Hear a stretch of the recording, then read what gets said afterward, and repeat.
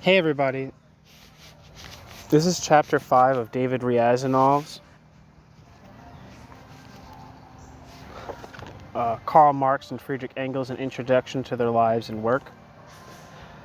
The subjects covered in this chapter include the German Revolution of 1848, Marx and Engels in the Rhine province, the founding of the Neue Rheinische Zeitung, Gottschalk and Willich, the Cologne Working Men's Union, the policies and tactics of the Neue Rheinische Zeitung, Stefan Born, Marx's change of tactics, the defeat of the revolution and the difference of opinions in the Communist League, the split. The Communist Manifesto was published only a few days before the February Revolution, and the organization of the Communist League was brought to completion only in November 1847. The League, which was composed of the Paris, London, and Brussels circles, was only loosely connected with some smaller German groups. This in itself is sufficient to show that the organized forces of the German sections of the Communist League with which Marx had to operate were quite insignificant. The revolution flared up in Paris on February 24, 1848. It spread rapidly to Germany. On March 3rd, there was something of a popular insurrection in Cologne, the chief city in the Rhine province. The city authorities were forced to address a petition to the Prussian king. They implored him to heed this disturbance and to make some concessions. At the head of this Cologne insurrection, there were two men, Gottschalk, a physician who was very popular among the poor and the workers of Cologne, and the ex-officer August Willich, who lived from 1810 to 1878. On the 13th of March, the revolution broke out in Vienna. On the 18th, it reached Berlin. During all this time, Marx was in Brussels. The Belgian government, not wishing to share the fate of the July monarchy, swooped down upon the immigrants who resided in Brussels, arrested Marx, and within a few hours conducted him out of the country. He went to Paris. One of the heads of the provisional government of France, Ferdinand Flacon, who lived from 1800 to 1886, an editor of a newspaper to which Engels was a contributor, had previously invited Marx to come, declaring that on the now free French soil, all the decrees of the old government were null and void. The Brussels District Committee to whom the London Committee had handed over its authority after the revolutionary outbreaks on the continent, transferred its authority to Marx. Among the German workers who congregated in Paris in large numbers, many dissensions arose and various groups were organized. One of these groups was under the sway of Bakunin, who, together with the German poet Georg Herwegh, who lived from 1817 to 1875, hatched a plan of forming an armed organization and invading Germany. Marx tried to dissuade them from this enterprise. He suggested that they go to Germany singly and participate in the revolutionary events there, but Bakunin and Herwegh adhered to their old plan. Herwegh organized a revolutionary legion and led it to the German border, where he was completely defeated. Marx, together with some comrades, succeeded in getting into Germany, where they settled in different places. Marx and Engels went to the Rhine province. We must remember that the German section of the Communist League had no organization. There were only isolated sympathizers. What was there left for Marx, Engels, and their comrades to do? About 40 years after the events described here, Engels tried to explain to the young comrades the tactics which he and Marx had pursued in Germany in 1848. To a question, quote, why did he and Marx stay in the Rhine province in Cologne instead of going to Berlin, end quote, he gave the following clear answer. They chose the Rhine province because industrially it was the most developed part of Germany. It was under the system of the Napoleonic Code, a heritage of the French Revolution, and they could, therefore, expect greater freedom of action, greater latitude for agitation and propaganda. Besides, the Rhine province had an appreciable proletarian element. True, Cologne itself was not among the most industrialized localities in the Rhine province, but in the administrative and every other sense, it was the center of the province. Considering the times, its population was considerable, 80,000 inhabitants. Its most important machine industry was sugar refining. The Haute de Cologne industry, the Haute de Cologne industry, while important, did not require much machinery. The textile industries distinctly lagged behind those of Elberfeld and Barmen. At any rate, Marx and Engels had good reasons for having chosen Cologne as their residence. They wished to keep in touch with the whole of Germany. They wished to found a strong journal which would serve as a tribune for the entire country, and for this, in their opinion, Cologne was the most appropriate place. Was it not the same province that the first important political organ of the German bourgeoisie had been published in 1842? All the preliminary work for the publication of such an organ had been going on for some time. Marx and Engels succeeded in gaining control of the publication that was being organized. But this publication was the organ of the democratic groups. Here's how Engels tried to explain why they referred to it as the organ of democracy. There had been no proletarian organization. There were only two roads they could follow, either immediate organization of a communist party or the utilization of the democratic organizations that were on hand, first by uniting them all, and then by boring from within, by criticism and propaganda, to effect a reorganization and to attract working men's circles that had not belonged to the democratic organizations before. The second method was chosen. This placed Marx and Engels in a somewhat false position in relation to the Working Men's Union of Cologne, which had been organized by Gottschalk and Willich immediately after the 3rd of March. Gottschalk was a physician very popular with the Cologne poor. He was not a communist. In his views, he rather approached Weitling and the Weitlingites. Gottschalk was a good revolutionist, but too easily swayed by moods. Personally, Gottschalk was a man beyond reproach. Though not guided by a definite program, he was sufficiently critical of democracy to have declared at his first public appearance at the town hall, quote, "I come not in the name of the people, for all these representatives are of the people. No, I address myself to you only in the name of the laboring population," unquote. He differentiated between the working class and the people as a whole. He insisted on revolutionary measures, but being a Republican, he demanded a federation of all the German republics. This was one of the essential points of disagreement between him and Marx. The society founded by him in Cologne, the Working Men's Union of Cologne, soon embraced almost all the proletarian elements of the city. It counted about 7,000 members. For a city with a population of 80,000, this was an imposing number. The Working Men's Society led by Gottschalk soon entered into a conflict with the organization to which Marx and Engels belonged. We should note, however, that there were elements within this vast Working Men's Association that differed with Gottschalk. Moll and Schaefer, for instance, though members of the Working Men's Union, were closely connected with Marx and Engels. Thus, within the Union there were soon formed two factions. But the fact remains that alongside the Working Men's Union of Cologne, there existed a democratic society which counted Marx, Engels, and others among its members. All this resulted from Marx's plan. Everything converged to one point.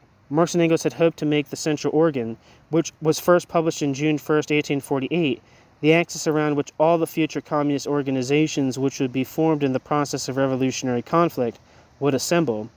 We must not think that Marx and Engels entered this democratic organ as Democrats. They did not. They entered as communists who regarded themselves as the most extreme left wing of the entire democratic organization. Not for a moment did they cease vehemently to denounce the errors not only of the German Liberal Party, but above all, the errors of the Democrats. They did it so well that they lost their shareholders within the first few months. In his very first editorial, Marx attacked the Democrats most severely.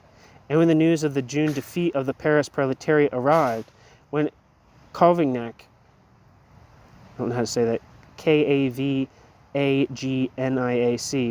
supported by all the bourgeois parties, swept down upon the workers, effected a massacre in which several thousands of Paris workers perished, the democratic organ, the Neue Rheinische Zeitung, published an article which till now remains unexcelled in power and passion with which it lashes the bourgeois hangmen and their democratic apologists. Quote, "The workers of Paris were crushed by the superior forces of their enemies. They were annihilated. They are beaten, but their enemies are defeated. The momentary triumph of brute force is purchased with the destruction of all the seductions and illusions of the February Revolution, with the complete disintegration of the old Republican Party, with the splitting of the French nation into two parts, a nation of owners and a nation of workers. The Republic of the Tricolor will henceforth be one of one hue only, the color of the vanquished, the color of blood. It has become a red republic." The February Revolution was splendid. It was a revolution of universal sympathies, for the contradictions which flared up within it against the royal power as yet lay in latent harmony, slumbering, undeveloped side by side, since the social conflict, which was their background, had attained merely a phantom existence, the existence of a phrase, a word. The June Revolution, on the contrary, is disgusting, repulsive, for instead of the word emerged the deed, because the Republic itself bared the head of the monster, having dashed from it its protecting and concealing crown? Are we Democrats to be misled by the deep abyss that gapes before us? Are we to conclude that the struggle for new forms of the state is devoid of meaning, is illusory, a phantasm? Only weak, timid minds would ask this question. The conflicts arising from the very conditions of bourgeois society have to be fought to the end. They cannot be reasoned away. The best form of state is one in which the social contradictions are not overcome by force, in other words, only by artificial and specious means. The best form of state is one in which the contradictions collide in open struggle and thus attain a solution. We shall be asked, is it possible that we shall reserve not a single tear, not a sigh, not a word, for the victims of popular frenzy, for the National Guards, for the Garde Mobile, for the Republican Guards, for the soldiers of the line? The state will take care of their widows and orphans. Decrees will glorify them. Solemn funeral processions will place their remains in their last resting places. The official press will proclaim them immortal. The European reaction will do homage to them from east to west. But the plebeians, ravished by hunger, spat upon by the press, deserted by the physicians, denounced by respectable thieves as incendiaries and jailbirds, their wives and children hurled into still more fathomless poverty, their best representatives, who have survived the slaughter, deported to foreign parts, to crown their menacing and gloomy brows with laurel. This is the privilege, the right and duty of the democratic press." End quote. This article is written, Marx.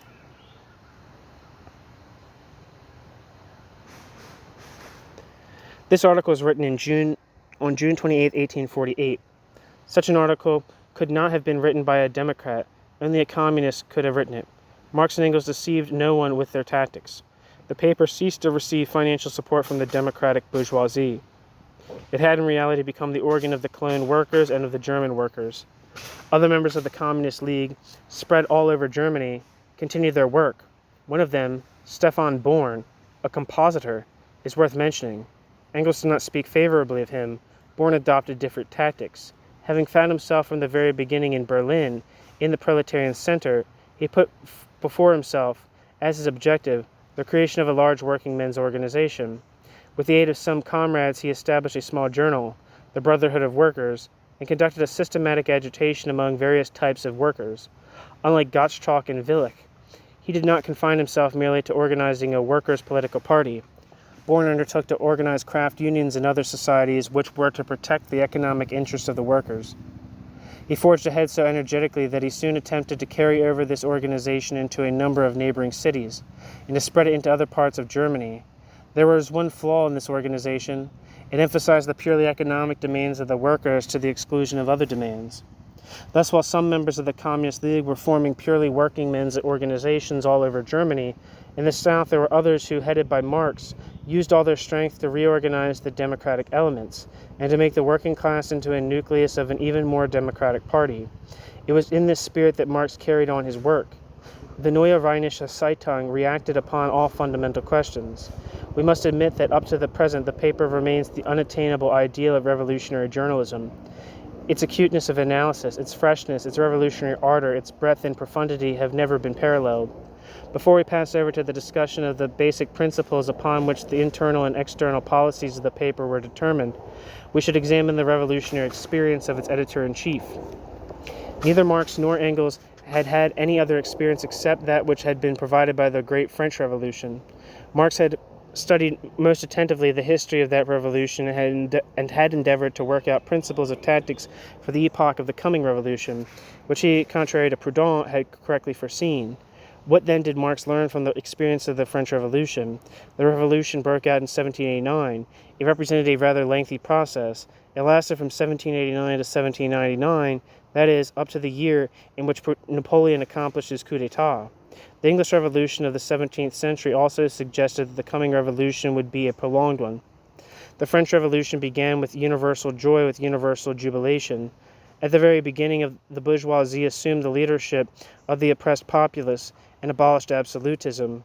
Only later, where there developed friction within this triumphant bourgeoisie, in the process of this struggle, power was passing to more extreme elements. This struggle lasted for 3 years, with the result that power had passed into the hands of the Jacobins. To Marx, who had carefully studied the evolution of the Jacobin party, it seemed that in the next revolution, too, it would be possible to direct the forces which would develop spontaneously in the heat of prolonged political action. This premise explains his error. For long, he held to this opinion, and a whole series of events were needed to make him renounce this premise.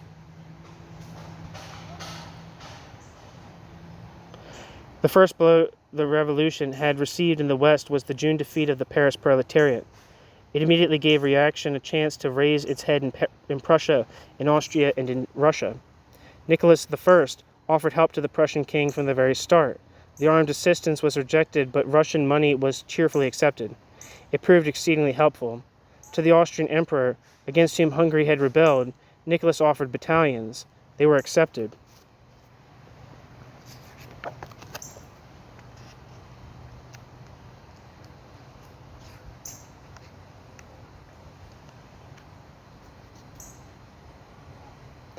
The Neue Rheinische Zeitung, relying upon the experience of the French Revolution, advocated the following tactics. War with Russia, it seemed, was the only means of saving the revolution in Western Europe. The defeat of the Paris proletariat was the first blow at the revolution. The history of the Great French Revolution showed that it had been the attack of the coalition upon France that supplied the impulse for the strengthening of the revolutionary movement. The moderate parties had been thrown aside. The leadership had been taken over by those parties which were able to repel most energetically the external attack. As a result of the attack by the coalition, France had been declared a republic on the 10th of August 1792. Marx and Engels expected that a war of the reactionaries against the new revolution would lead to similar results. This is why they kept on criticizing Russia in the columns of their paper. Russia was constantly being pointed out as the power behind Austrian and German reaction. Each editorial tried to prove that war with Russia was the sole means of saving the revolution. The democratic elements were being prepared for this war as the only way out. Marx and Engels maintained that war with Russia would give the needed jolt to awaken all the revolutionary passions of the German people. Guided by this view, Marx and Engels defended every revolutionary tendency against the established order. They were the most fervent defenders of the Hungarian Revolution. They most passionately defended the Poles who shortly before had made a fresh attempt at insurrection. They demanded the reestablishment of an independent and united Poland.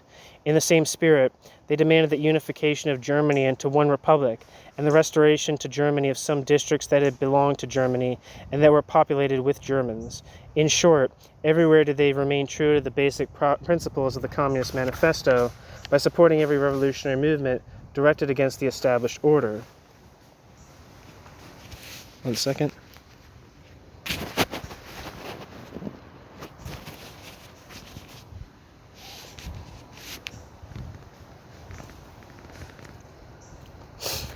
Nevertheless, it should not be overlooked that the articles in the Neue Rheinische Zeitung dealt overwhelmingly with the political aspect of things. They were always criticisms of the political acts of the bourgeoisie or the political acts of the bureaucracy.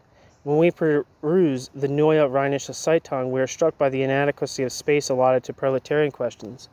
This was particularly so during the year 1848. Stefan Born's organ, on the contrary, resembled a modern trade union paper. It was replete with discussions of proletarian affairs.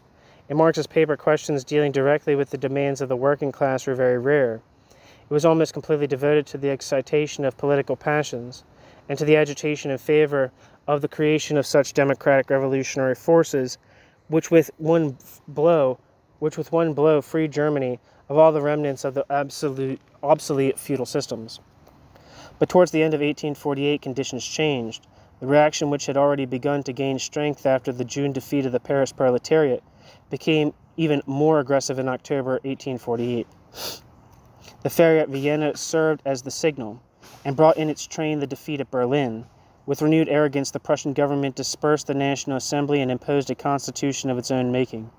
And the Prussian bourgeoisie, in lieu of offering actual resistance, was worrying about establishing harmony between the people and the king's government. Marx, on the other hand, maintained that the royal power of Prussia suffered defeat in March 1848, and that there could be no question of an agreement with the crown. The people should adopt its own constitution and, without heeding the royal power, it should declare the country one indivisible German republic. But the National Assembly, in which there was a preponderance of the liberal and democratic bourgeoisie, fearsome of a final break with the monarchy, kept on preaching compromise until it was dispersed. Finally, Marx was persuaded that no hope could be placed even on the most extreme faction of the German bourgeoisie, even the democratic faction of the middle class, which could be expected to create free political conditions conducive to the development of the working class, proved its utter ineptitude for the task. Here's how Marx, on the basis of the sad experiences of the Berlin and Frankfurt assemblies, characterized the bourgeoisie in December 1848.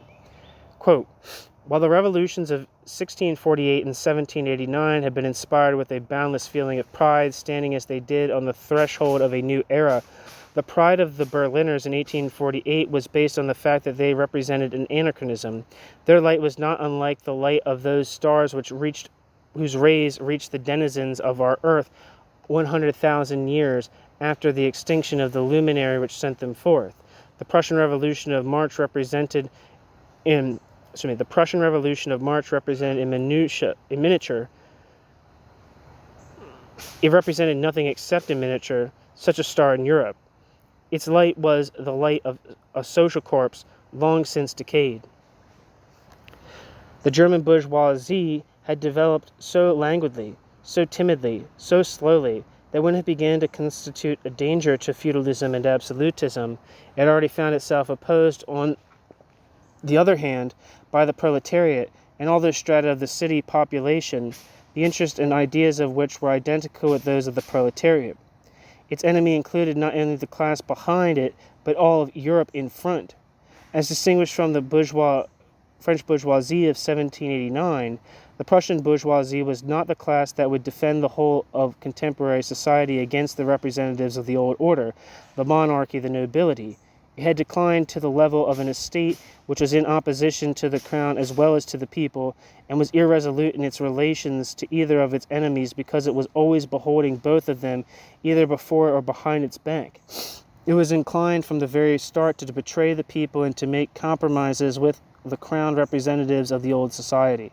For the German bourgeoisie itself belonged to the old society. It represented the interests not of a new order against the old, but interests within the old order, which have taken on a new lease of life. It stood at the helm of the revolution not because it was backed by the people, but because the people had shoved it to the front. It found itself at the head not because it took the initiative in favor of the new social epoch, but merely because it represented the discontent of the obsolete social epoch. It was a stratum of the old state which had not yet effected its emergence, but which was now flung to the surface of the new state by an upheaval, without faith in itself, without faith in the people, grumbling against the upper class, trembling before the lower classes, selfish in its attitude toward both, and aware of its selfishness, revolutionary with respect to the conservatives, and conservative with respect to the revolutionists, distrustful of its own slogans, which were phrases instead of ideas, intimidated by the world storm, yet exploiting that very storm, devoid of energy in any direction, yet resorting to plagiarism in all directions, banal through lack of originality, but original in its sheer banality, entering into compromises with its own desires, without initiative, without faith in itself, without faith in the people, without a universal historical calling, a doomed senile creature, devoted to the impossible task of leading and manipulating the robust youthful aspirations of a new people in his own senile interests, sans eyes, sans ears, sans teeth, sans everything. Such was the position of the Prussian bourgeoisie that had been guiding the destinies of the Prussian state since the March Revolution. End quote. Marx. This seems like it would be an instance of the notion of permanent revolution proceeding in some sense Trotsky, even though it seems as though Trotsky very much elaborated upon the notion of permanent revolution and gave it a more formal name. The hope which Marx had placed in the progressive bourgeoisie in the manifesto, although even there he enumerated a series of conditions precedent to real cooperation with it, was not justified. Toward the fall of 1848, Marx and Engels changed their tactics. not rejecting the support of the bourgeois Democrats, nor severing relations with the democratic organization. Marx, nevertheless, shifted the center of his activity into the proletarian midst. Together with Moll and Schapper, he concentrated his work in the Working Men's Union of Cologne, which, too, had its representative in the District Committee of Democratic Societies. The fact that upon Gottschalk's arrest, Moll was elected chairman of the Working Men's Union indicates the increased strength of the communists. The federalist trend, which was headed by Gottschalk, gradually faded into a minority.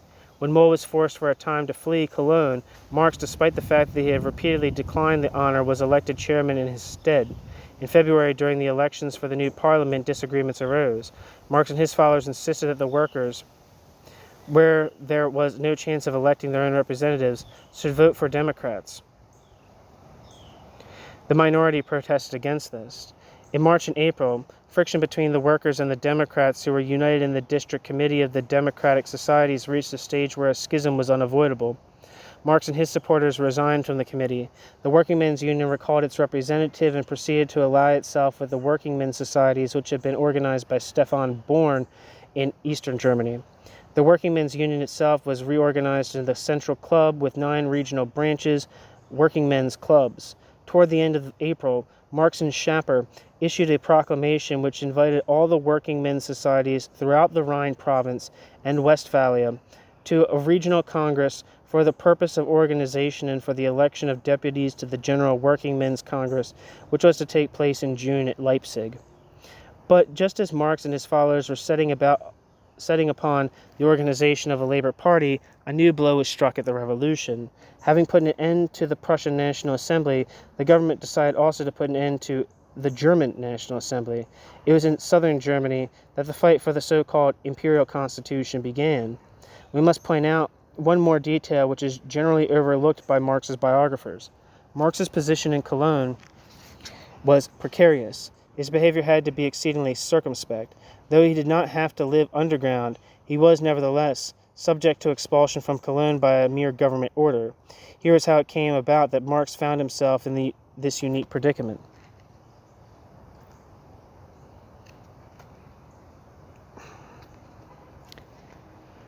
Having been exposed to the incessant persecutions of the Prussian government, having been expelled from Paris on the insistence of the same government, having feared deportation from Belgium, Marx finally resolved to renounce his allegiance to Prussia. He did not declare his allegiance to any other country, but definitely renounced his Prussian one. The Prussian government seized upon it.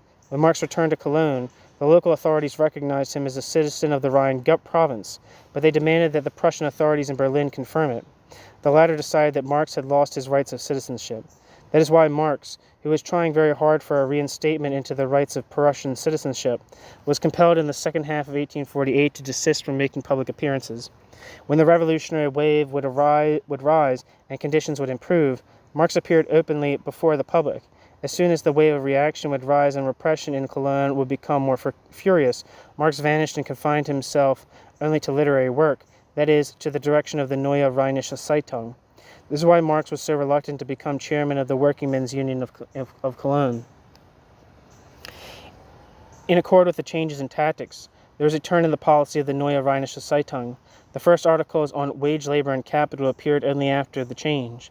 These were prefaced by a long statement in which Marx explained why the paper had never before touched upon the antagonism between capital and labor. The change, however, was made too late. It took place in February, while in May the German Revolution was already completely crushed. The ferocity of the Prussian government swept like a storm across the country. Its army swooped down upon the southwest. The Neue Rheinische Zeitung was among the first casualties. It was discontinued on May 19th when the famous red number was published.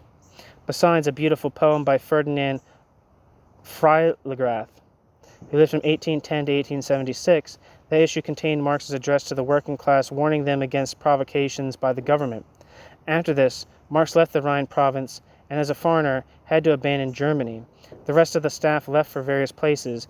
Engels, Moll, and Willich went to join the South German rebels.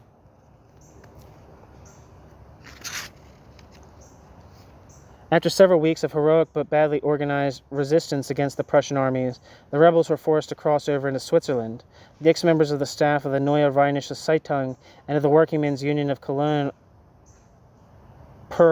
peregrinated to Paris, but in 1849, after the unsuccessful demonstrations of June 13th, they, too, fell under the ban and were forced to leave France.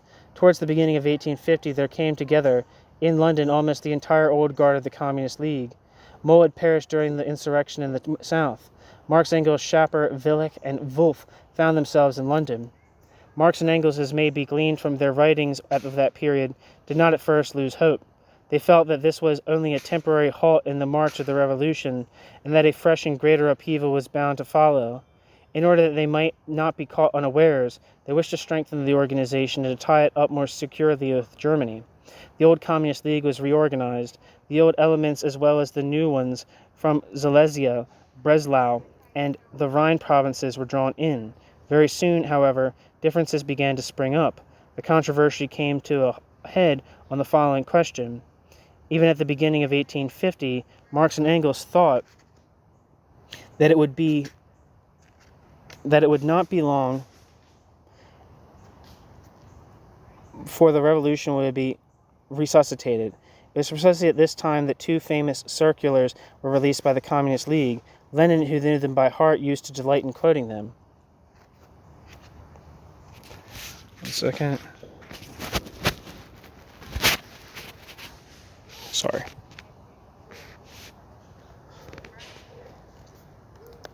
In these circulars, and they can only be understood if we recall the errors made by Marx and Engels during the Revolution of 1848, we find that besides mercilessly criticizing bourgeois liberalism, we must also attack the democratic elements. We must muster all our strength to create a working men's party in opposition to the democratic organization. It sounds like it's a quote, but I don't see any quotation marks, and I don't see any indication that's a quote. It just sounds like a quote the way it's written. The Democrats must be lashed and flayed. If they demand a 10-hour workday, we should demand an 8-hour day. If they demand expropriation of large estates with just compensation, then we must demand confiscation without compensation. We must use every possible means to goad on the revolution, to make it permanent and not to let it lapse into destitute. We cannot afford to be satisfied with the immediate conquest. Each bit of conquered territory must serve as a step for further conquest. Every attempt to declare the revolution consummated its treason to its cause. We must exert our strength, to the last bit, to undermine and destroy the social and political fabric in which we live, until the last vestiges of the old class antagonisms are eradicated forever. Differences of opinion arose about the evaluation of the existing conditions. In contradistinction to his opponents, the most important among them were Schapper and Willich. Marx, true to his method, insisted that every political revolution was the effect of definite economic causes, of a certain economic revolution. The revolution of 1848 was preceded by the economic crisis of 1847, which had held all of Europe, except the Far East, in its grip.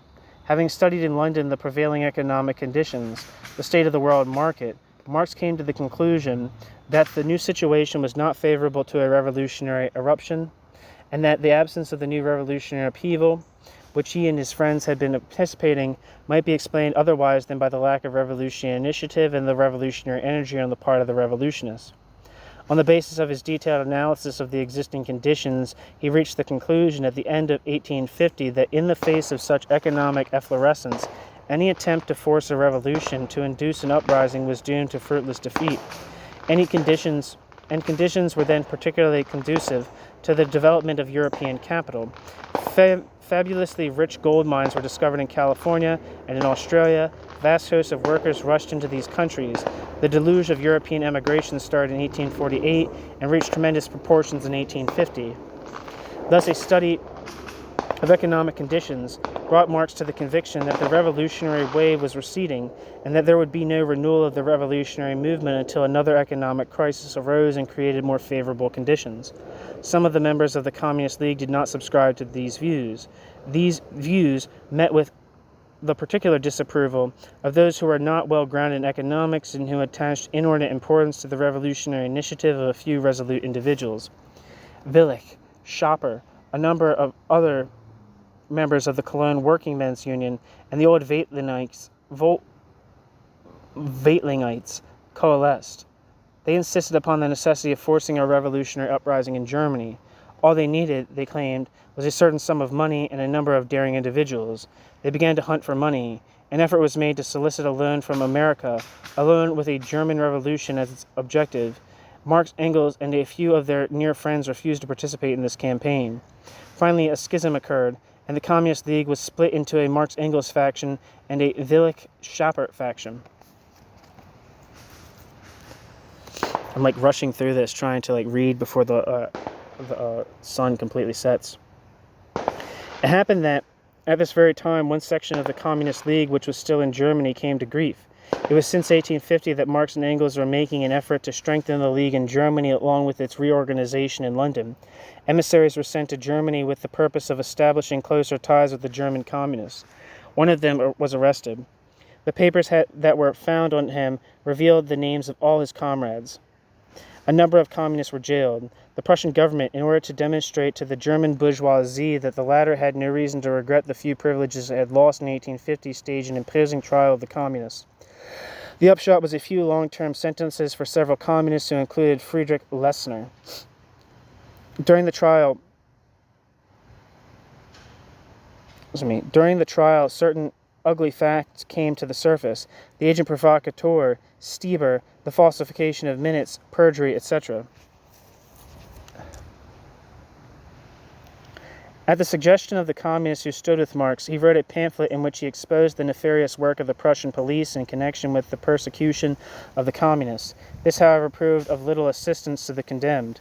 Upon the termination of the trial, Marx, Engels, and their comrades came to the conclusion that, in face of this unfortunate turn of events, and since all revolutionary connections with Germany were severed, the League had nothing to do but to wait for a more auspicious time.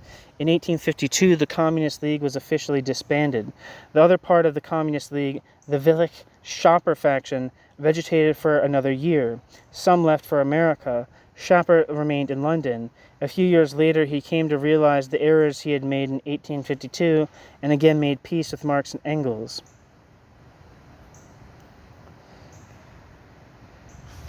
That's the end of Chapter 5 of David Ryazanov's Karl Marx and Friedrich Engels. Thank you for listening.